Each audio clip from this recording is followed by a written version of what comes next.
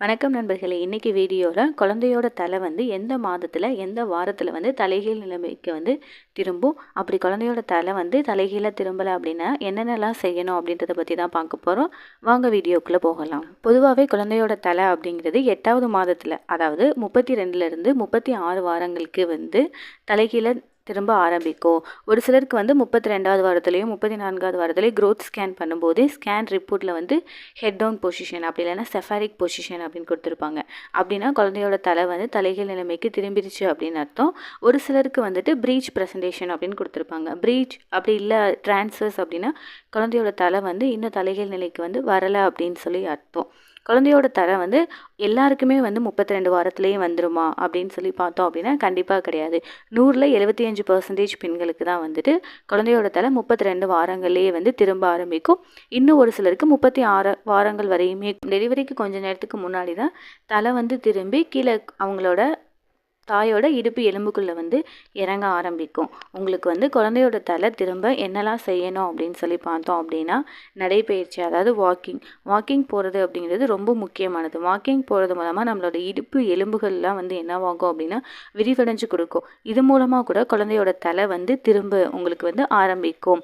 எவ்வளோ நேரம் வாக்கிங் போகணும் அப்படின்னு சொல்லி பார்த்தோம் அப்படின்னா, நீங்கள் வந்து 7 மாதத்துலேருந்தே வாக்கிங் போக ஆரம்பிக்கலாம்.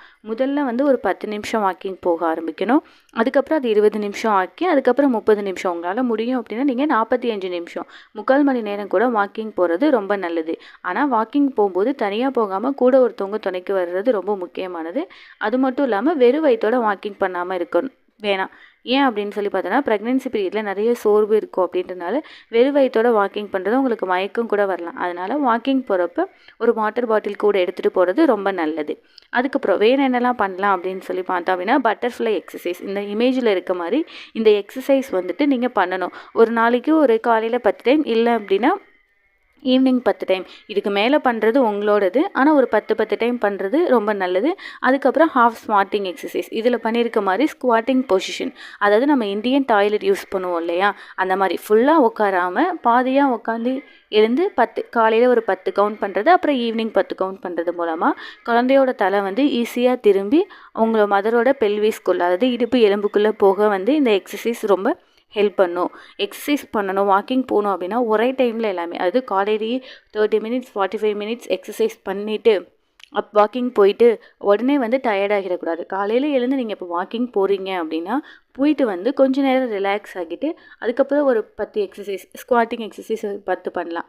அப்புறம் கொஞ்சம் நேரம் ரெஸ்ட் எடுத்துகிட்டு ஒரு ½ அன் ஹவர் ரெஸ்ட் எடுத்துகிட்டு அதுக்கப்புறம் பட்டர்ஃப்ளை எக்ஸசைஸ் பண்ணலாம். அதுக்கப்புறம் வந்துட்டு நீங்கள் வந்துட்டு ஒரு கீகல் எக்ஸசைஸோ இல்லை ஸ்குவாட்டிங் எக்ஸசைஸோ பண்ணலாம். இடையில உங்களுக்கு டைம் கிடைக்கும் போதெல்லாம் வீட்டுக்குள்ளேயே, வெளியே போய் நீங்கள் நடக்க முடியலை அப்படின்னா வீட்டுக்குள்ளேயே கூட நீங்கள் வந்து ரூம்குள்ளே சின்னதாக நடக்கிறது அப்படிங்கிறது ரொம்ப முக்கியமானது.